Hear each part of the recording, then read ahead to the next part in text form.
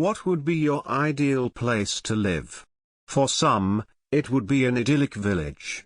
For others, a futuristic city. From utopian kingdoms to secluded Rousseauian wildernesses, many of us have an idea of what our perfect environment would be. You don't have to go crazy on the fantasy front. Even imagining that you own and operate the nicest restaurant with a beautifully designed apartment upstairs could be the highest ideal for some aspiring chefs. In real life, however, utopian ideals always lead to hell on earth. Here are 10 fantasy places from film, TV, literature, and video games that would suck hard if you had to live there. Top 10 mythical places you want to live in. The new manager cowered behind the statue of the place's founder. He sniffed it and, smelling raspberries, took a lick. Nougat, he thought. What a genius. Then, from the corridors beyond the barricaded door, he heard a terrible sound, with a song in their hearts, freedom in their souls, and sharpened caramel, mixing paddles in their hands. It was time for the Oompa-Loompas to remove the last obstacle that lay before their path to emancipation. Oompa-Loompa doompety doo, I've got another puzzle for you, Oompa-Loompa doompety dee, what will it take for us to be free? Cried the slave army as they approached the manager's office within the tyrannical, oppressive chocolate factory. Excerpt from Roald Dahl's seminal novel Charlie and the Chocolate Factory 3, Charlie's dead, now it's your turn. Sooner or later, if you're given the keys to this place, they'll come for you. Or if you're a crazed sociopath with enough firepower to enforce your rule over these unfortunate orange-faced elves, then what do you get at the end of it all? A damned chocolate factory. This place sucks. 1. You're 106.7 centimeters tall, 36. Everyone you know is around the same height. You are part of an agrarian society that hates adventure and abhors violence. Your land is a bucolic nirvana that is chock full of natural resources. Your neighbors, horse-riding warriors double your height who just defeated an evil demigod with a magical ring. You nearly became enslaved by an already defeated wizard whose powers were massively depleted. How will your people stand up to an increasingly powerful empire with no immediate threats and a need to expand for resources? Yeah, hobbits are toast. Unless, you can only hope for an influx of like-minded little people from a similarly oppressive situation to seek refuge in the Shire. Then you'll band together and send ambassadors to Rohan and Gondor to sign a non-aggression pact while training your growing population for some kind of sabotage-based, asymmetric, guerrilla strategy for the eventual invasion. Is this going to be the birth of a Hobbit Oompa-Loompa coalition? Are these two universes about to combine? We sure hope not. 2. The Shire was J.R.R. Tolkien's idealized version of the home counties of England translated to a high fantasy setting.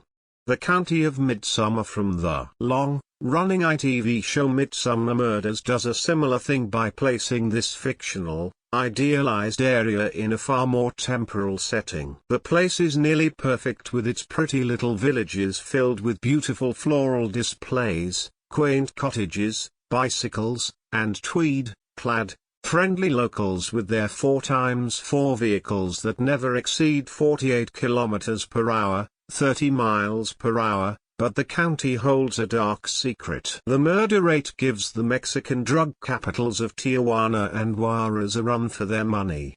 3. With at least 369 murders, 87 attempted murders, and a host of other deaths, such as escaping killers falling into quarries, suicides, normal countryside stuff, this county may not be the best place to settle down. It is less than a 2-hour commute to London, though. You're being mugged by a group of ne'er-do-wells. They're just about to grab the antique pocket watch your dead father gave you. Then bang, the sound barrier is broken above you.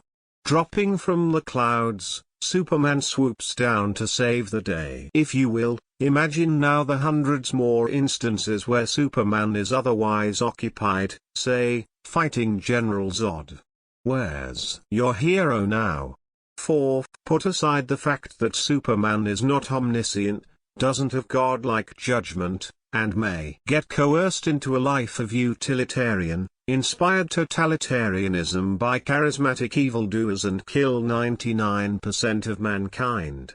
If you live in Metropolis, you live right next door to Gotham City, the worst city in the world. The crime rates are always going to be high, especially when gentrification hits East Gotham and all the costumed supervillains band together to rent a two-bedroom brownstone over the river in Metropolis. Let us consider that the afterlife, the gods, and the whole universe are exactly as the ancient Norse peoples imagined them to be. Ragnarok. The all-consuming, world-ending battle where you and your puny spear will be going toe-to-toe with a whole host of monsters.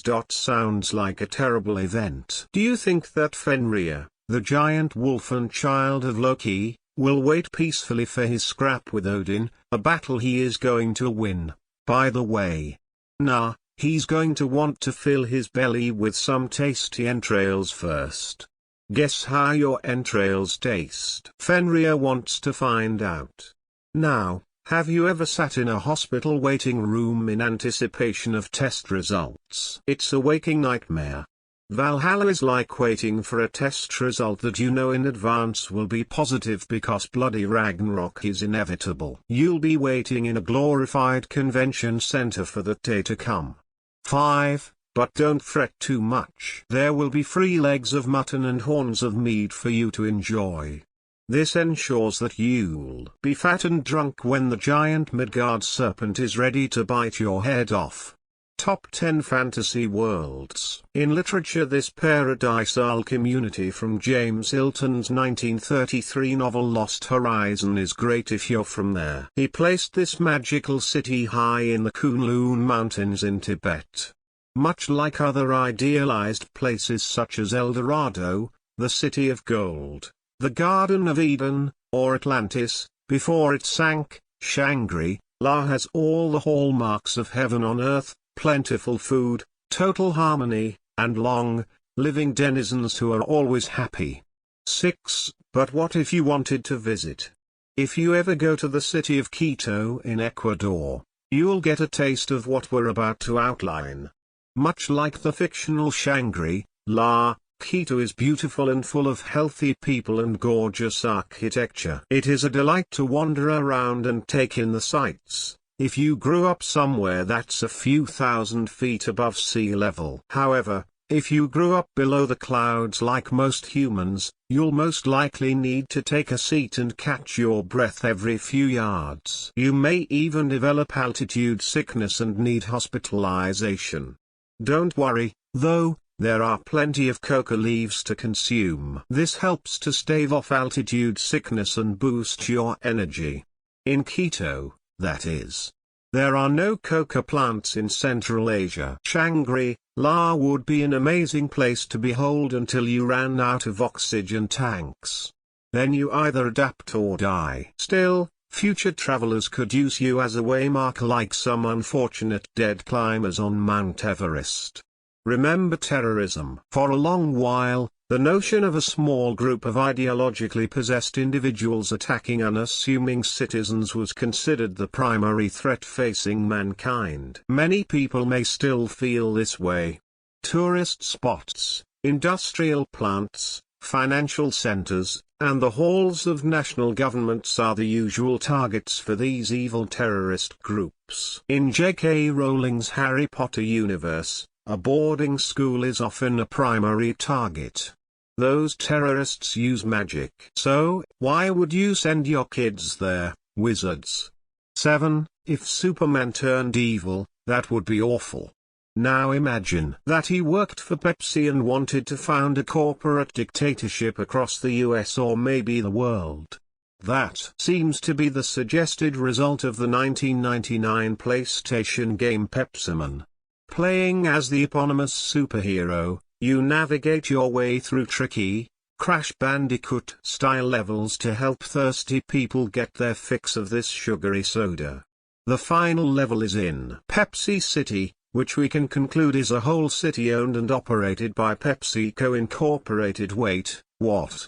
If Pepsiman is from Pepsi City and Pepsi owns them both, what would be next? Judging by the scary, fascistic promo for the game, it would be to take over the mainland US and place the nation under the dominance of Pepsi. Fancy a Coke? That'll be 10 years in the Hall of Re-Education for you. Sponsored by Pepsi. Drink.